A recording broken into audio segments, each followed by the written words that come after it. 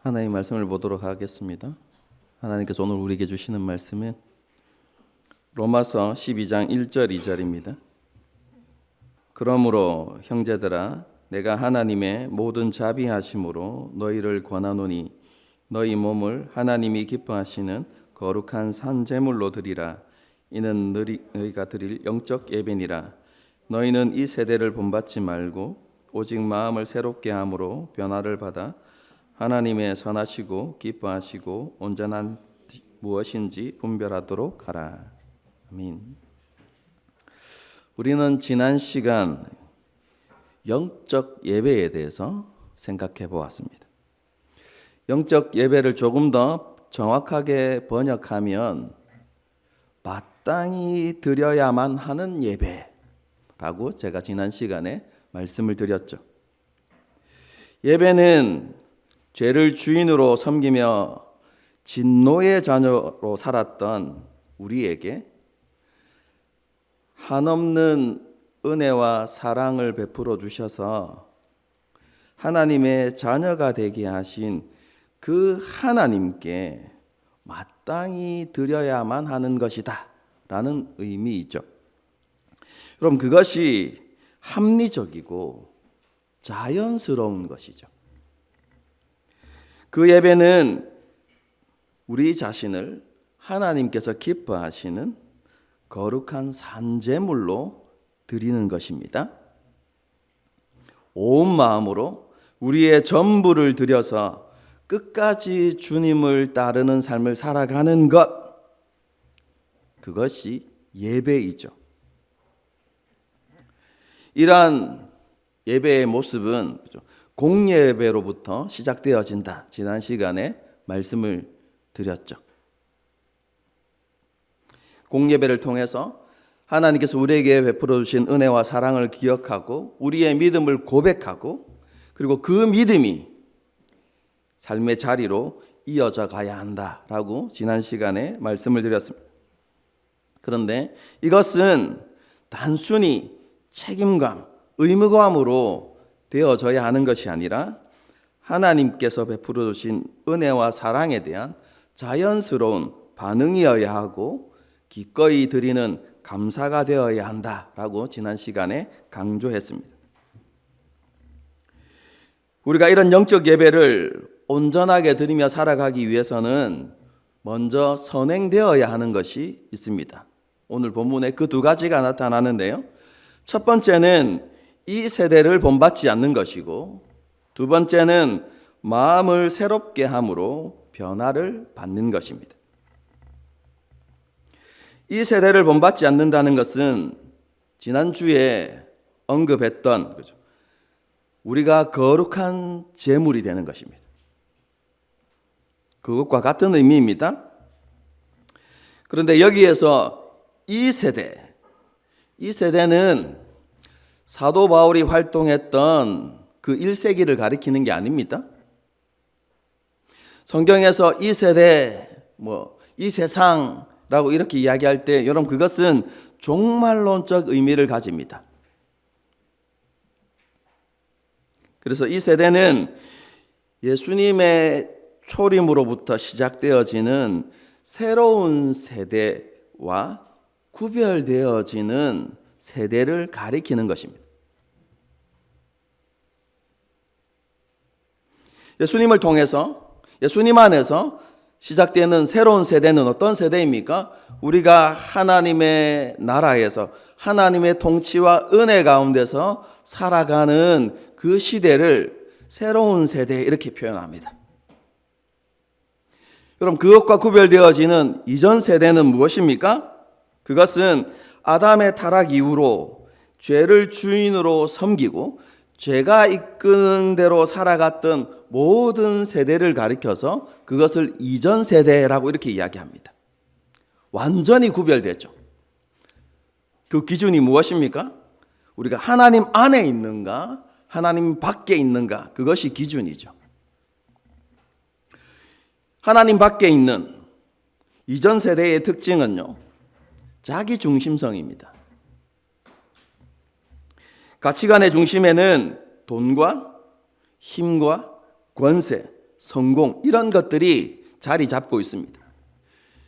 사도 바울이 활동했던 그 시대에 로마의 복음, 예수 그리스도의 복음이 아니라, 하나님 나라의 복음이 아니라 로마의 복음의 핵심이었죠. 돈과 힘, 권세와 성공.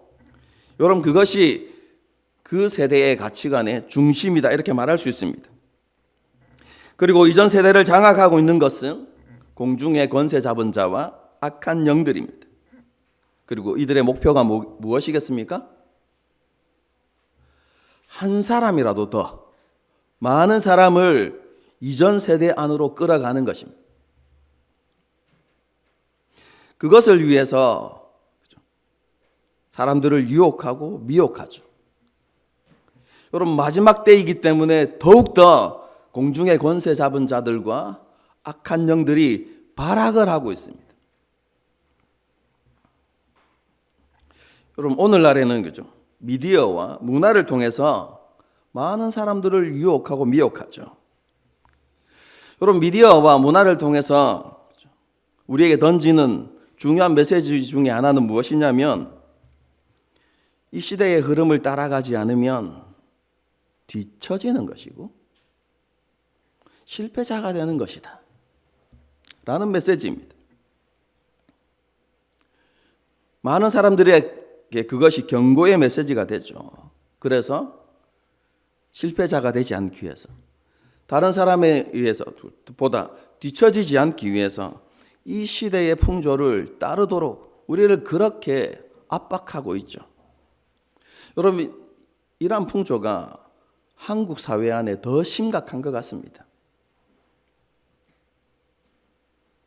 그래서 외국 사람들이 이야기하죠. 어디를 가든지 한국 사람은 구별할 수 있다고.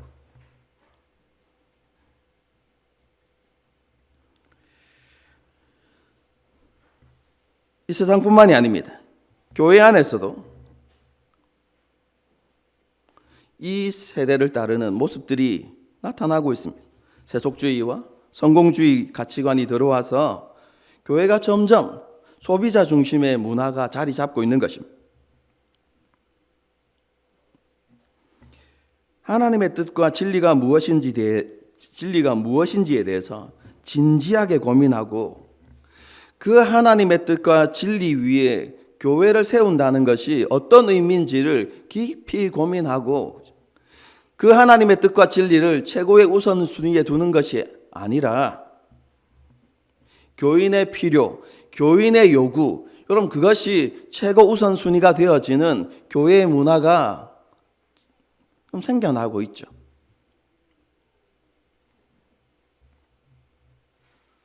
대다수 교인의 편리와 그들이 원하는 것을 따라서 교회가 운영되어지는,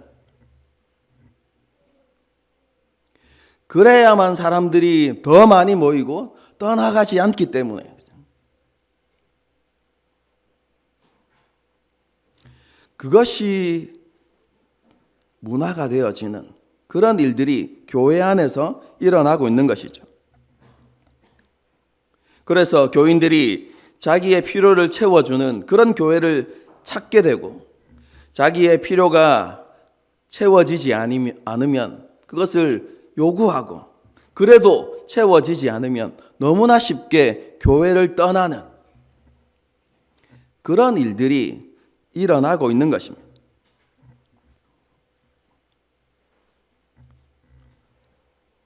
그뿐만 아니라 교회가 세속주의와 성공주의에 물들면서 십자가와 예수 그리스도를 자랑하는 것이 아니라 헛된 것을 자랑하죠.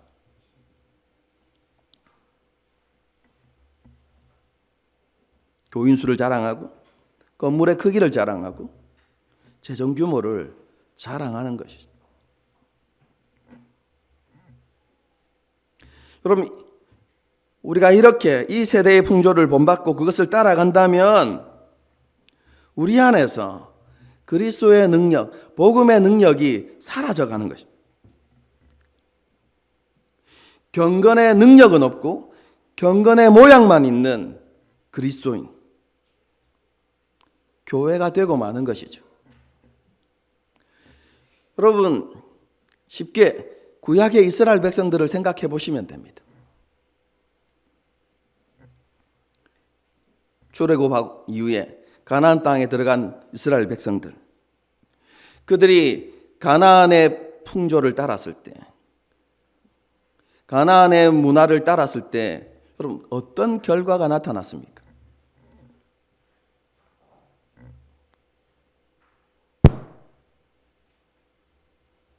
이스라엘 백성들이 가나안 족속과 완전히 동화되어서 하나님의 백성으로서의 정체성을 잃어버리고 하나님께서 이스라엘 백성들에게 주신 사명을 감당하지 못하는 그런 결과들이 나타났죠. 하나님의 은혜와 복을 받으며 살아가야 하는 그 이스라엘 백성들이 하나님의 진노 아래 갇히게 되는 그런 결과들을 가져왔습니다.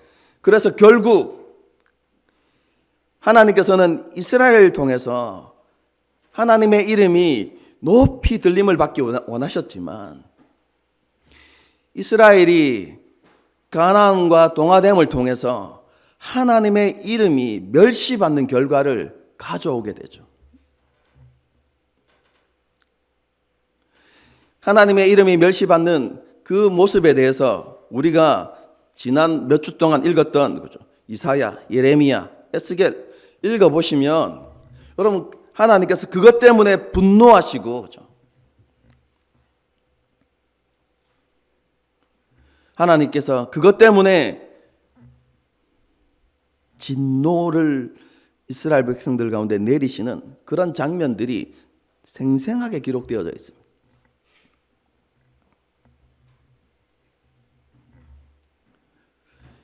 이렇게 이 세대의 풍조를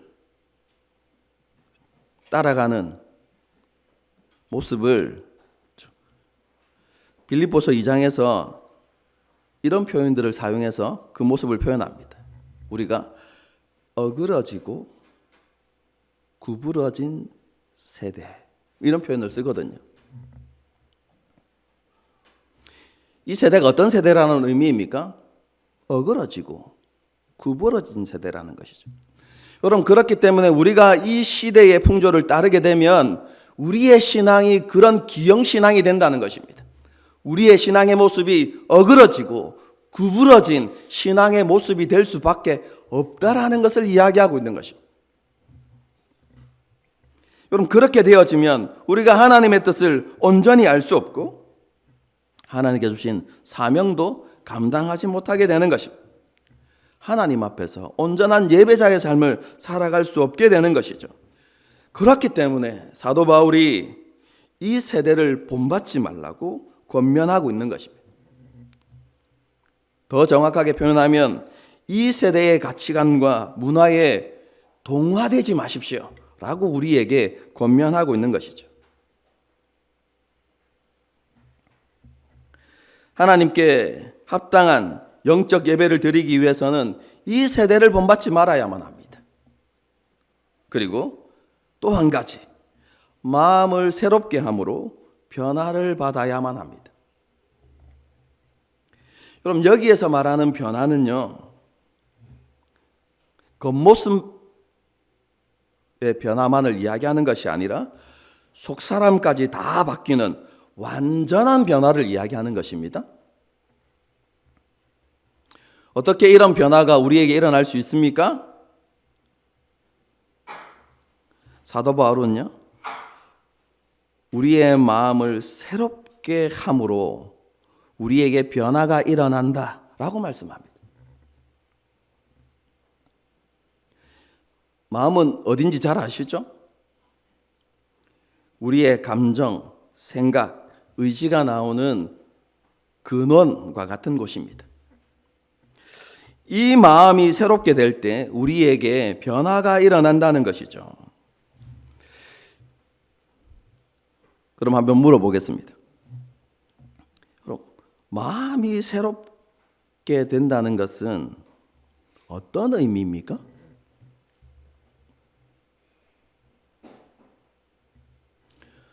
우리는 지금까지 어떻게 이 말씀을 이해하고 받아들였습니까? 대부분 다 그죠. 우리의 의지를 새롭게 하고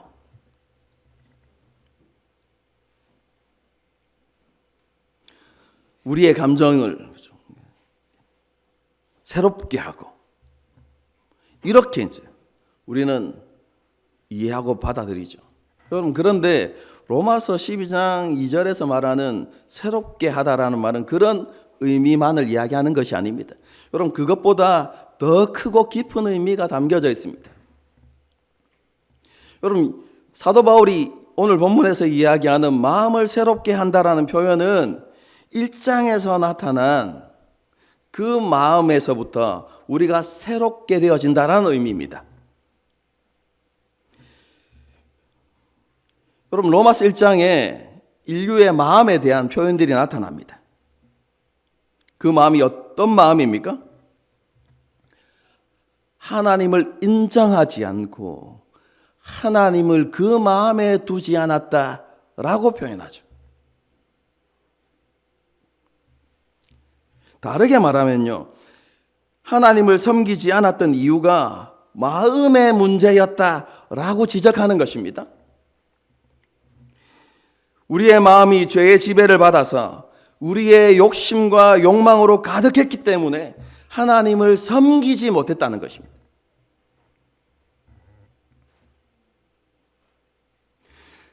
그런 마음이 새롭게 되는 것입니다. 여러분, 그러면 마음이 새롭게 변한다는 것은 어떤 의미입니까? 로마서 1장의 표현을 그대로 가져오면 우리가 하나님을 우리의 마음 가운데 두는 것입니다. 그리고 하나님을 하나님으로 인정하고 하나님을 믿고 하나님을 경외함으로 섬기는 것을 말하는 것입니다.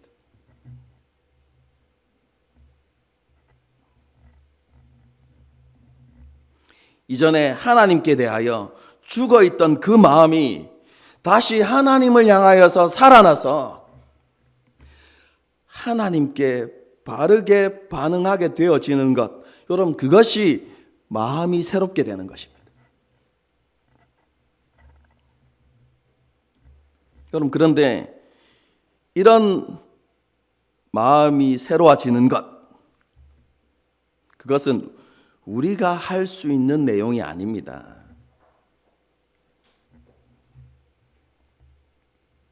그것은 하나님께서 우리에게 해 주셔야만 하는 것이고, 오늘 찬양을 너무 잘 고른 것 같아요. 그죠? 성령님을 통해서 이루어지는 역사입니다.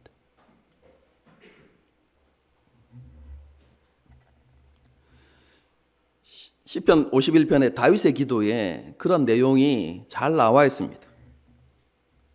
하나님이여, 내 속에 정한 마음을 뭐라고요? 창조하시고 내 안에 정직한 영을 새롭게 하소서. 우리의 마음이 새롭게 된다는 것은요, 성령님을 통해서 새롭게 창조되는 것을 이야기하는 것입니다.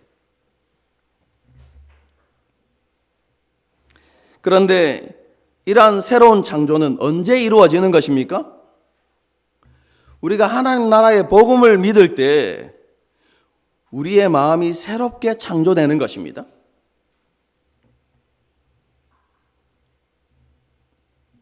구체적으로 말하면 우리의 마음이 그리스도를 아는 지식과 그리스도를 향한 믿음으로 가득 채워질 때 우리의 마음이 새롭게 창조되는 것이죠.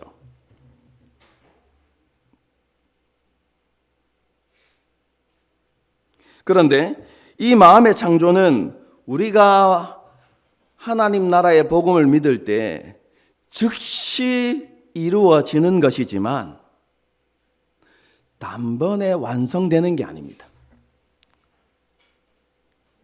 이 원리를 아는 것이 중요합니다. 무엇과 같습니까? 우리가 받은 구원과 같습니다. 우리가 복음을 믿을 때 우리는 구원 받습니다. 그러나 구원이 완성되는 것은 아니죠. 하나님께서 우리에게 구원받은 우리에게 하나님께서 요구하시는 게 무엇입니까? 너희가 받은 구원을 완성시켜 나가라는 것이죠. 그리스도의 형상을 점점 닮아가라고 하나님께서 우리에게 명령하시죠. 마음의 창조도 마찬가지입니다. 우리가 복음을 믿는 그 순간 우리의 마음은 새롭게 창조됩니다.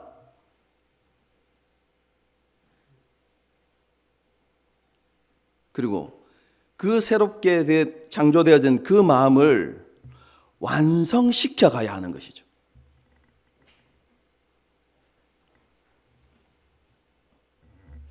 우리의 마음이, 창조된 그 마음이 예수님의 마음을 온전히 닮아가도록 계속해서 재창조해 나가야 한다는 말씀입니다. 여러분, 그런데요, 이러한 마음의 창조는요, 단순하고 쉬운 일이 아닙니다. 그래서 많은 성도들이 힘들고 긴 여정인 마음의 변화를 포기하고 쉽고 단순한 바깥의 변화를 추구합니다. 그러면서 그 바깥의 변화를 통해서 자신을 합리화하고 정당화하는 경우들이 많죠. 그럼 대표적인 사람들이 바리새인들입니다. 예수님께서 바리새인들을 책망하시죠. 그 마음에 하나님을 사랑하는 마음이 없다. 하나님을 경외하는 마음이 없다고 책망하시죠. 오늘 본문의 표현대로 하면 바리새인들의 마음은 새롭게 창조된 마음이 아니었습니다. 그들은 하나님보다 재물을 더 사랑하는 사람들이었죠. 누가복음 16장을 보면 그렇게 기록되어져 있습니다.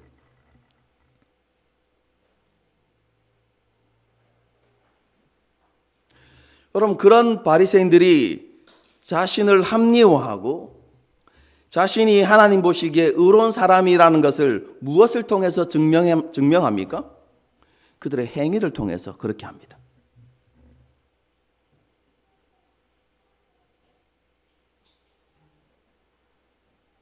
자신의 행위를 통해서 하나님 보시기에 합당하지 않는 그 마음을 덮고 감추는 것이죠. 철저한 11조. 하나님께서 명령하지 않은 것까지 11조를 드리는 그런 11조. 그리고 헌금생활, 안식일 준수, 음식법, 금식과 같은 그런 행위들을 통해서 자신의 의로움을 증명하려고 노력했죠. 자신들의 행위를 자랑하면서 자신의 의로움을 사람들에게 부각시켰습니다. 그리고 자신이 다른 사람들보다 더 의롭고 대단한 사람임을 나타내기 위해서 자신들의 기준에 맞지 않는 사람들을 어떻게 했습니까? 비난하고 정죄하는 일들을 했죠.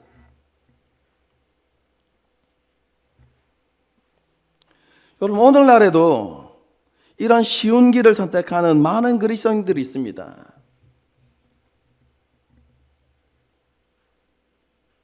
어떻게요? 자기만의 경건의 기준을 만드는 것이죠. 반드시 해야만 하는 것과 하지 말아야 하는 것을 만들어냅니다.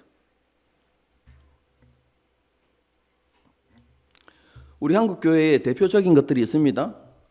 어떤 것들이 있습니까? 주일 성수, 11조, 교회 봉사, 새벽 기도, 큐티, 성경 통독, 금연, 금주, 그리고 제사하지 않는 것, 뭐 이런 것들이죠. 사람마다 자신이 생각하는 기준이 다르지만 자신이 정해놓은 기준을 가지고 자신과 다른 사람들을 비교하는 경우가 많죠. 자신이 세워놓은 기준을 잘 지키고 있으면 자신은 경건한 신앙생활을 하고 있다고 그렇게 여기는 것이죠. 여러분, 오해하지 마십시오. 앞에서 열거한 그 기준을 지키는 것이 나쁘다고 이야기하는 게 아닙니다. 마음의 변화 없이 자신이 정해놓은 기준만을 지키는 경건의 능력은 없이 경건의 모양만 갖추는 것에 대한 위험성을 지금 이야기하고 있는 것입니다. 경건의 모양만을 유지하면서 스스로 괜찮다고 생각한다면 여러분, 그것은 마음을 변화시킬 수 있는 기회를 놓치는 것입니다. 제가 항상 강조하는 큐티를 한번 예를 들어서 생각해 보겠습니다.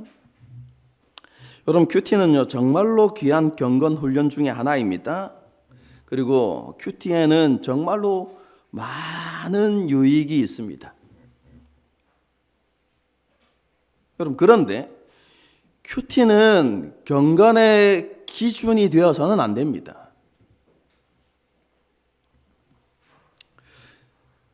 큐티를 하지 않은 날은 뭔가 좀 찝찝하고 하루를 좀 경건하게 살지 않은 것 듯한 그런 느낌이 들고, 그리스도인으로서 의무를 다하지 못했다 뭐 이렇게 생각하고, 큐티를 하게 되면 좀 뿌듯하고 이렇게 그리스도인으로서의 의무를 다한 것 같고. 여러분, 그렇게 생각한다면, 그런 생각들이 우리에게 있다면 여러분, 그것은 잘못된 것입니다. 큐티를 경건의 기준으로 우리가 삼고 있는 것이죠. 여러분, 큐티는 경건의 결승점이 아닙니다. 큐티는 날마다 경건한 삶을 살아가기 위한 출발선입니다. 하루하루 하나님과 동행하는 삶을 살아가기 위한 영적 준비이고요. 하나님께서 어떤 분이신지 묵상하고 하루의 삶을 하나님께 맡겨드리고 크고 작은 일에 하나님과 관계 맺기 위한 그런 삶을 위한 준비인 것입니다.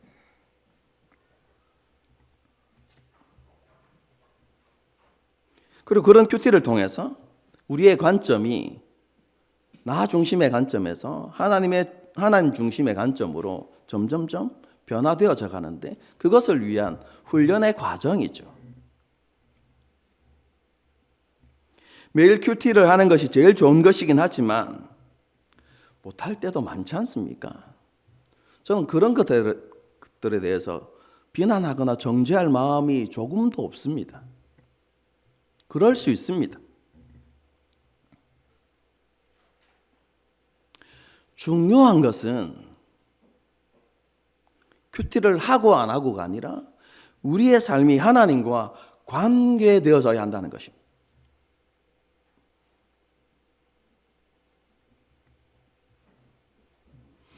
큐티를 못한 날에도 하나님을 의식하고 하나님 앞에서 살아가려는 그런 우리의 마음들이 있어야 한다는 것이죠. 우리가 그런 삶을 살아가는 데 있어서 큐티가 너무나 우리에게 큰 유익을 주기 때문에 제가 그렇게 강조하는 것입니다.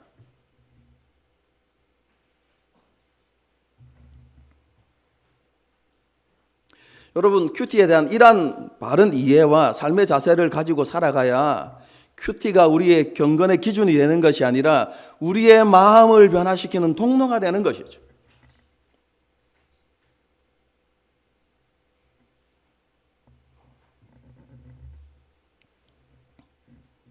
우리의 변화는요, 마음의 변화가 되어야만 합니다. 왜냐하면 우리 자신을 하나님께서 기뻐하시는 거룩한 산제물로 드리기 위해서는 반드시 우리의 마음이 새롭게 변화되어야 하기 때문에 그렇습니다. 마음의 변화는 단순히 우리의 감정과 의지의 변화만을 이야기하는 것이 아닙니다. 앞에서도 말씀드렸죠. 마음의 변화에 있어서 가장 중요한 것은 우리 마음의 주권자의 변화입니다.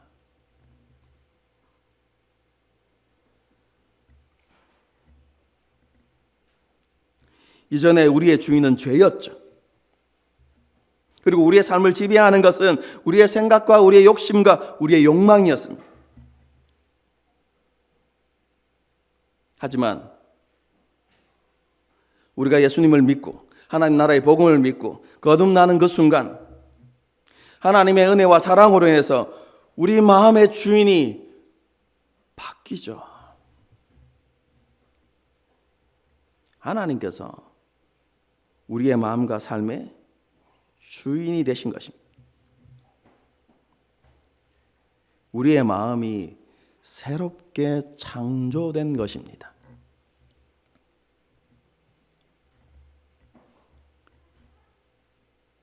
그런데 앞에서 강조했죠. 설명을 드렸습니다. 이 창조는 단번에 완성되는 것이 아니라 주님께서 다시 오시는 그날까지 완성시켜 가야 하는 것입니다.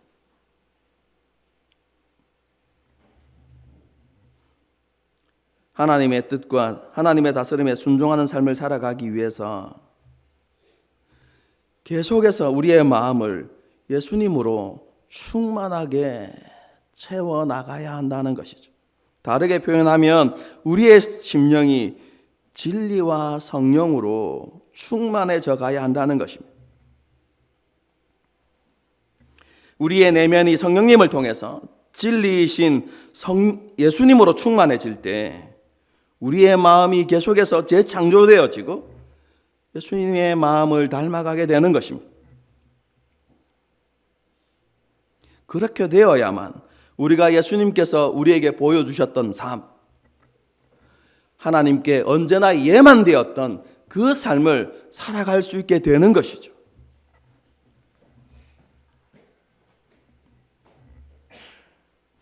진리이신 예수님이 우리의 심령 가운데 충만해질 때 우리는 죄와 유혹으로부터 자유하게 되어집니다.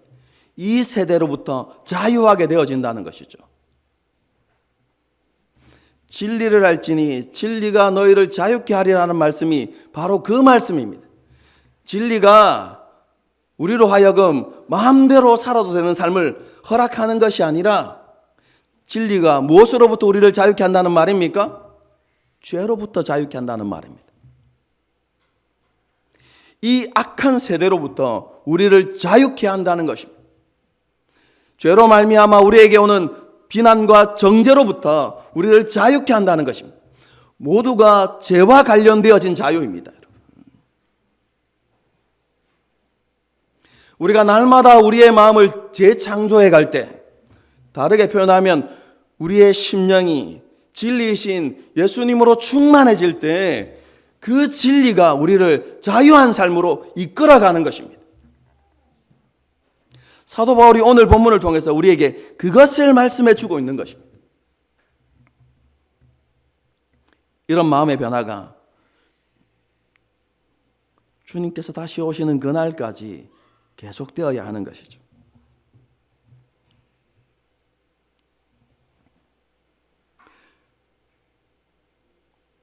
다시 시작하십시다.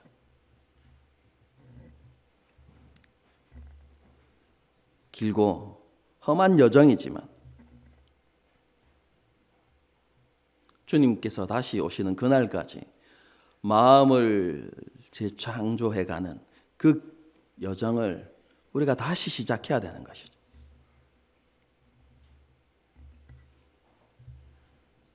실수하고 넘어질 수도 있죠. 잠시 머뭇거릴 수도 있고 영적 침체가 찾아올 수 있습니다. 하지만 그때마다 우리가 다윗처럼 기도하는 것이죠. 하나님이여, 내 안에 새 마음을 창조하시고 정한 마음을 새롭게 해주십시오. 그렇게 기도하면서 우리의 마음이 진리와 성령님으로 충만해지도록 말씀 앞으로, 십자가 앞으로, 복음 앞으로 우리가 나아가야 하는 것이죠. 이러한 모습을 회복함으로 어그러지고 구부러진 이 세대로부터 우리가 구별되어지고, 오늘 본문에서 말씀하고 있는 것처럼 우리 자신을 하나님께서 기뻐하시는 거룩한 산제물로 드리며 살아가는 저와 여러분이 될 수 있기를 주님의 이름으로 축복합니다. 함께 찬양하고 기도하는 시간을 갖도록 하겠습니다. 오늘 우리 부를 찬양도 그죠? 다시 한 번입니다.